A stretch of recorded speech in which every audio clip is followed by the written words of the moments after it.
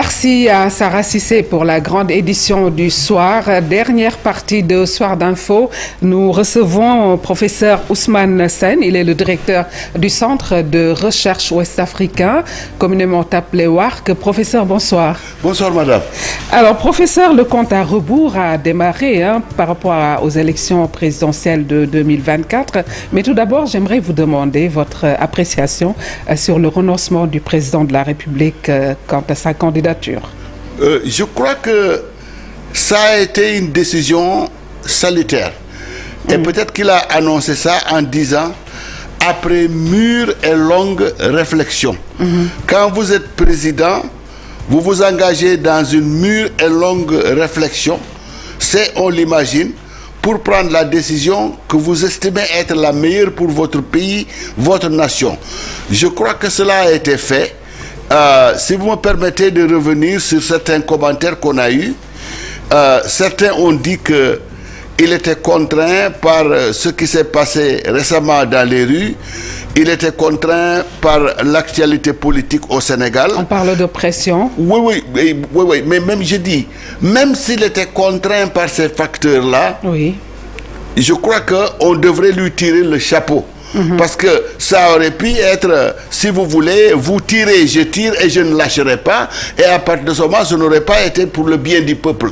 Je crois que véritablement, moi je veux bien accepter, reconnaître ce qu'il a dit. Il a souverainement décidé de ne pas se présenter aux élections. Oui. Et on le remercie pour ça. Je crois que ça rehausse aussi sa grandeur en tant que président de la République d'un pays aussi grand que le Sénégal. Je crois que moi... Professeur, certes, c'est une avancée démocratique, mais aujourd'hui, est-ce qu'on peut se dire que définitivement la Constitution a été verrouillée? La Constitution a été verrouillée. Parce que le point sur lequel on pouvait tergiverser, oui, c'était la différence de durée des deux mandats qu'il a eus. Et l'épisode du Conseil constitutionnel. Étant donné qu'il voulait dès le départ réduire son mandat à 5 ans, le Conseil constitutionnel qui lui rétorque, vous vous êtes adressé à la population sénégalaise, les populations vous ont donné un mandat, mais ils vous ont donné un mandat de 7 ans, vous ne pouvez pas changer ça. D'accord. Donc dans ces conditions, le mandat reste en l'état. Alors que dans la Constitution, dans la dernière mouture qui concerne les mandats, il est bien écrit mandat de 5 ans. Et qu'on ne peut pas en avoir 2. On en discutait tout à l'heure, je vous ai dit, oui, il est vrai, les gens n'ont pas privilégié ça, mais 5, c'est pas 7. D'accord. Et je vous ai parlé de quelqu'un qui serait en prison. Il y a une différence entre lui dire qu'il a 5 ans de prison à faire et 7 ans de prison à faire. Donc de ce point de vue, il faut que l'on reconnaisse ça. Mais dans la mesure où le président, qui pouvait avoir cet argument-là, a laissé de côté cet argument, aucun de ses successeurs n'aura un argument valable. Parce que tous les successeurs qui viendront tomberont dans le cadre de la Constitution. C'est-à-dire, vous avez droit à la possibilité de briguer le suffrage des Sénégalais 2 fois pour un mandat, pour des mandats de 5 ans chacun. Oui. Mais une fois les 2 passés, vous n'avez plus le droit de le faire. C'est fini. C'est inscrit et cristallisé, cimenté, bétonné dans la Constitution. Comme à l'image de la Constitution américaine? Oui, comme à l'image de la Constitution américaine. Mais là aussi, je voudrais vous dire une chose. Beaucoup de constitutions étaient de bonnes constitutions. Mais il y a eu un jeu favori en Afrique, c'est-à-dire revenir sur la Constitution et tailler la Constitution en fonction de ses desiderata. Mais ça, il faut même qu'on l'exclue pour une raison très simple. Le président a permis de régler le problème en cimentant avec sa décision, mais je dis... Tout autre président qui viendrait ne penserait plus à le faire parce que il y a les Sénégalais qui peuvent être dans la rue, il y a les Sénégalais qui sont dans les sociétés, dans la société civile, il y a les Sénégalais qui sont dans des partis politiques, il y a des Sénégalais qui réfléchissent et qui ne permettront pas que l'on revienne sur ça. Sauf qu'on parle d'un référendum et que les Sénégalais souverainement disent 2 mandats c'est peu, il faudrait ajouter un autre mandat, mais ça j'en doute. Vous en doutez? J'en doute, d'autant plus que les pays les plus développés, beaucoup ont fonctionné sur la base de deux mandats maximum et encore de 4 ans. Le premier président américain, c'est George Washington. Oui. C'est George Washington qui de lui-même a dit « Je ne veux pas d'un troisième mandat après mon dernier. » Parce que ça, c'est le lit que l'on fait pour l'oppression, pour la violence, pour la corruption. Il ne faut pas s'éterniser dans le pouvoir, comme disait Senghor. Je crois que 2 mandats, chacun de 5 ans, ça fait 10 ans. En 10 ans, on peut véritablement construire pour son pays. Alors, construction, justement, parlant de Benno Bokk Yakaar, aujourd'hui, le cas, on va dire, Benno Bokk Yakaar, avec des primaires qu'on pourrait appeler des primaires à la sénégalaise. Pensez-vous à un candidat de consensus vraiment qui pourrait bien aboutir? On met sur la table 3 candidats. Mais si vous observez, ces 3 candidats sont des membres de l'APR. Il y a M. Ba, le Premier ministre. Oui. Il y a M. le ministre de l'Agriculture, oui. Gouindiaï. Et il y a le 3e qui serait... Voilà. Donc tous sortent de l'APR. Alors, c'est une coalition. Je crois que cette coalition, je me rappelle les mots de Ousmane Tanor Dieng. Oui. On gagne ensemble et on gouverne ensemble.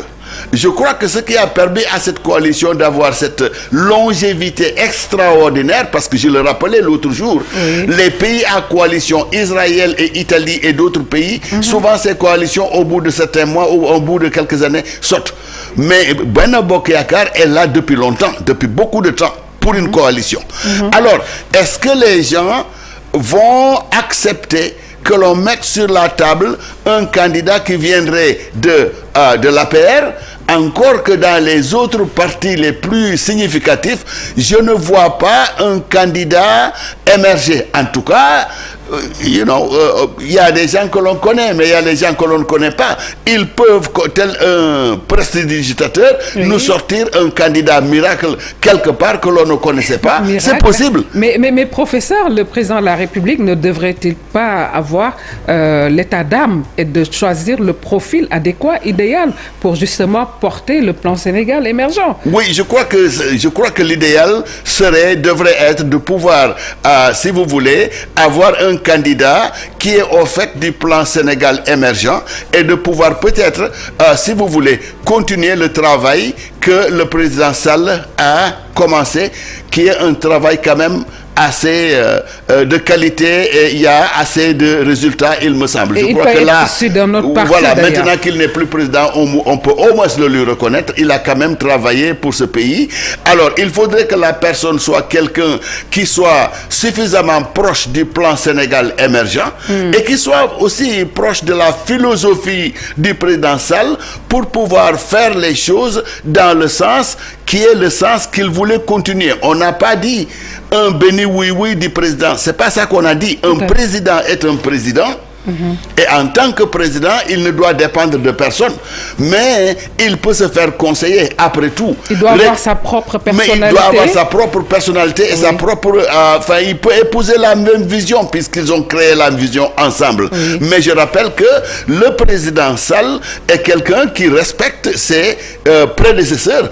Combien de fois il est allé voir le président Diouf? Donc ces relations de cordialité et de courtoisie doivent exister, mais le président devrait être président et être pleinement président. Parce qu'au début, vous avez vu, quand Macky Sall venait juste d'arriver, les gens se posaient la question, est-ce que les chaussures de président ne sont pas trop grandes pour Sall? Mais il a amplement rempli ces chaussures-là. Celui qui viendra aussi devrait pouvoir remplir amplement et pleinement ces chaussures-là. D'accord. Professeur, si nous voyons cette pléthore de candidats, est-ce que ça donne gage à une démocratie en bonne santé ou alors c'est autrement? Oui, mais je crois que là, ça ne donne pas gage d'une démocratie en bonne santé. Ah oui? Parce qu'il y a des candidatures qui sont des candidatures farfelues. Il faut qu'on se dise la vérité. Farfelues? Oui, je m'explique. Si vous n'avez pas de base politique, si vous n'avez jamais été élu à un poste électif, c'est-à-dire être maire, être président de conseil départemental, être député, mais vous n'avez rien, vous n'avez aucune base. Mais comment vous allez vous en sortir pour être président demain? Je crois que quand même, il y a des candidats, des candidatures qui sont des candidatures légitimes. Mais vraiment, il y a des noms qui sortent. Bon, on ne sait pas d'où ça sort. Alors, vous voyez, ce qui fait que le parrainage, on s'est battu contre le parrainage. Mais vous êtes encore à 6 mois ou 7 mois des élections et vous avez sur la table 45 candidats potentiels. Et c'est pas fini. C'est pas fini? C'est pas fini. Non, c'est pas fini. Ah ouais. On a entendu des candidats aujourd'hui. Un certain maire d'une mairie d'arrondissement de Dakar s'est manifesté aujourd'hui. Tous les jours que Dieu fera, un candidat émergera. Et on aura combien? C'est pour ça que quand même ça, il faut que l'on filtre ça. Le système de filtrage, je ne peux pas me prononcer là-dessus parce que c'est pas mon domaine et je ne m'y connais pas trop en politique. Mais tout de même, il faut filtrer tout ça. On a à peine commencé qu'on a 45. D'ici peut-être 15 jours, on aura 100 candidats. Je crois que ça, quand même, il faudrait que les politiques aussi y réfléchissent. Et moi, je veux bien qu'on essaie d'être député, qu'on essaie d'être maire, pour au moins tâter le terrain et montrer ce que l'on vaut. Mais vous n'avez jamais été capable de remporter une seule élection et vous dites, voilà, un beau jour, je serai président. Par où vous allez passer? Peut-être que ce sont des calculs futurs. Justement, vous avez raison, c'est des calculs futurs. C'est des calculs futurs, c'est-à-dire la transhumance.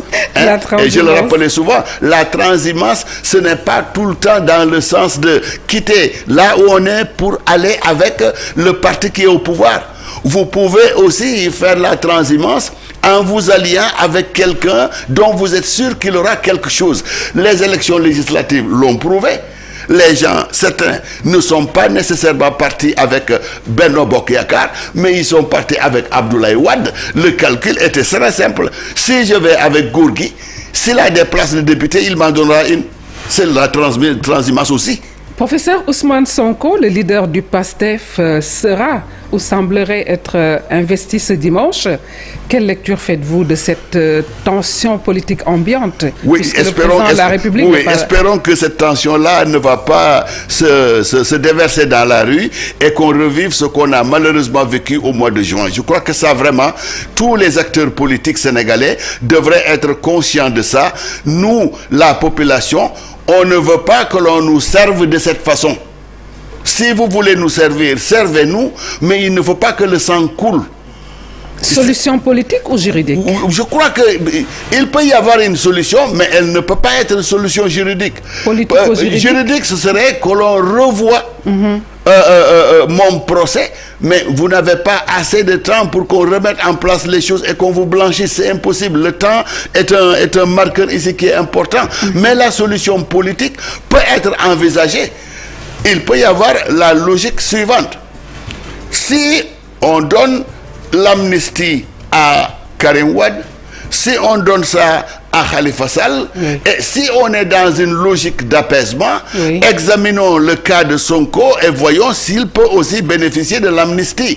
Comme ça, nous serons dans une situation que beaucoup souhaitent, j'ai entendu Idrissa Seck en parler, que l'on donne la possibilité à tous ces candidats-là qui ont eu quelque part maille à partir avec la justice, mais qu'on leur donne la possibilité quand même, si vous voulez, d'aller chercher les voix des Sénégalais. Et professeur, ne pensez-vous pas que Ousmane Sonko aussi devrait calmer un peu le jeu verbalement? Oui, il a le sang chaud, je crois, mais il est tellement, quand vous le voyez parler, il semble tellement tranquille, serein, et serein. Je crois que la rue n'est pas nécessairement le meilleur des champs de bataille. L'expression tchoki, ça c'est ce qu'on utilisait, le mot que l'on utilisait quand on était jeune, mais tchoki final, je crois que ça non plus c'est pas la meilleure solution. Je crois que si on a si vous voulez, cette audience extraordinaire auprès des populations, laquelle audience peut changer beaucoup de choses, alors on a intérêt à canaliser les choses dans une voie qui soit une voie pacifique. Parce que, madame, il y a aussi une certitude.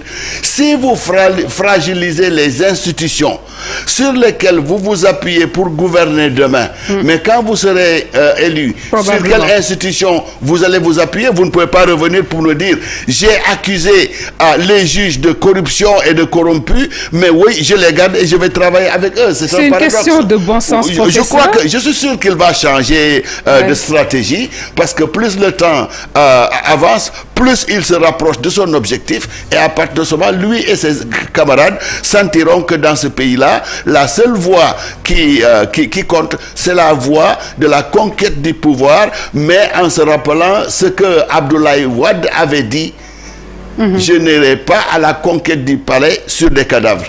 Et aussi, il y a l'exemple du président Macky Sall, je crois. Il s'est levé et il a voulu combattre le géant. Quel géant? Mais le géant, c'était Abdoulaye Wade. Imaginez-vous se mesurer à Abdoulaye Wade. Mais sa stratégie était simple. Je ne vais pas rester à Dakar faire des meetings sur meetings. Je vais dans le pays, dans le pays des profondeurs, et je vais faire, case après case, case après case. Et c'est ça qui lui a amené la victoire. Je n'ai pas vu quelque part où Macky Sall, à l'époque, avait organisé des meetings ou des marches à l'issue desquels il y a eu des morts. Ce qui veut dire qu'il est possible au Sénégal d'avoir le pouvoir sans avoir recours à certains moyens qui sont des moyens excessifs et qui ne concordent pas avec le désir des Sénégalais, qui veulent quelque chose qu'ils ont appelé d'une manière extraordinaire, c'est une tautologie, diam la paix. Donc, il faut une solution politique, professeur.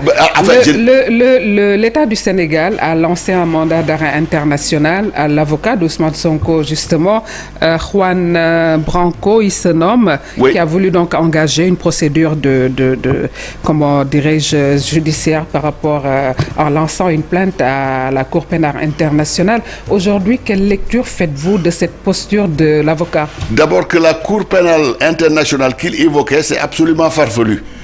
Il y a d'autres circonstances qu'il faut mettre sur la table pour amener quelqu'un à être jugé à la Cour internationale. Donc, ce Juan Branco, je ne le connais pas du tout, mais je crois qu'effectivement, il a eu suffisamment de déclarations fâcheuses, il a eu suffisamment d'initiatives fâcheuses pour qu'on puisse le poursuivre au plan international. Et par rapport à ça, je dirais une chose, c'est pas que le Sénégal qui le poursuit, il a maille à partir avec la justice dans son propre pays, en France. Oui, alors, certains qui disaient que oui, c'est un opportuniste qui vient se faire un nom à travers Sonko, ils ont peut-être raison, parce que jusqu'à présent, on ne le voyait pas comme un ténor du barreau français. Partout où vous parlez de Badinter, vous dites l'un des plus grands avocats français, mais celui-là, c'est la première fois. Pardon? Il est farfelu. Ah ben, il est excentrique. Excentrique. Merci, professeur. Nous allons terminer avec les questions d'immigration. Vous avez quand même reçu le prix de Visionary Leaders Award. Je ne sais pas si je l'ai bien prononcé. Non, oui, vous avez bien prononcé. Je vous donnerai un 11 sur 20 pour la prononciation. Là, ça me rappelle mes notes au lycée. Oui. Alors, c'est quel prix que les États-Unis, quand même, vous ont donné? Oui, disons que c'est quand même une organisation internationale pour la défense voilà, qui s'appelle Visionary Leaders Organization. Okay. Alors c'est plusieurs personnalités du monde entier qui sont dans cette organisation, et chaque année, dans un certain nombre de domaines, dont l'éducation, ils voient les personnes qui seraient les plus ou les mieux indiquées pour être, si vous voulez, récompensées ou reconnues. J'ai eu l'honneur d'avoir été choisi et je suis parti prendre ce prix-là, si vous voulez, en novembre dernier aux États-Unis. C'était une grande cérémonie très bien réussie et j'ai eu l'honneur de partager ce même prix-là avec la ministre du Tourisme d'Égypte, qui est une grande universitaire, et d'autres personnalités du monde. Je crois que c'est surtout par rapport à ce que je fais, que j'avais commencé à faire sans le work au département d'anglais, et ce que je continue à faire avec le work. Favoriser l'éducation internationale. L'éducation, il faut qu'on en parle par rapport à l'immigration clandestine. Aujourd'hui, faudrait-il passer par l'éducation stratégiquement pour poser nos enfants chez nous? Oui, je crois que tous ceux qui font ce phare-là et qui disent Barça, voilà, Barsac. Ce phare. Oui, il y a ceci. En fait, ils ont entendu parler de leur destination, mais ils ne connaissent pas ces destinations-là. S'ils étaient conscients de l'évolution ou des remous politiques qu'il y a dans un certain nombre de pays européens, il ne penserait pas à y aller. Donc il y a quelque part de l'information et de l'éducation, et c'est toute cette éducation qui nous centre davantage sur nous-mêmes. Vouloir regarder de manière hautaine l'Afrique et les pays africains et se dire l'avenir se trouve en Europe, je crois que Lolo, comme on dit en Wolof, c'est vrai que ça peut être difficile, trouver du travail peut être difficile, mais il ne faut pas oublier aussi qu'il y a des Européens qui n'arrivent pas à trouver du travail même chez eux et qui n'arrivent pas à joindre les deux bouts. Je crois que s'ils avaient vu des Américains, comme on dit, who are under the bridge, qui vivent sous les ponts, des Européens aussi qui vivent sous les ponts et qui n'ont pas de toit, ce qu'on appelle des homeless. Et si on leur donnait aussi une certaine façon dont les Africains sont traités dans un certain nombre de pays, et l'exemple est ce qu'on vient d'avoir avec un pays africain, la Tunisie, je crois qu'il changerait d'avis et d'option. Et changerait de paradigme. Et changerait de paradigme. Merci, professeur Ousmane Sène, qui est le directeur du Centre de recherche ouest-africain. Mesdames, Messieurs, c'est la fin de Soir d'Info. Merci de l'avoir suivi et très bonne suite des programmes sur la télévision Futur Média. Et merci de m'avoir invité.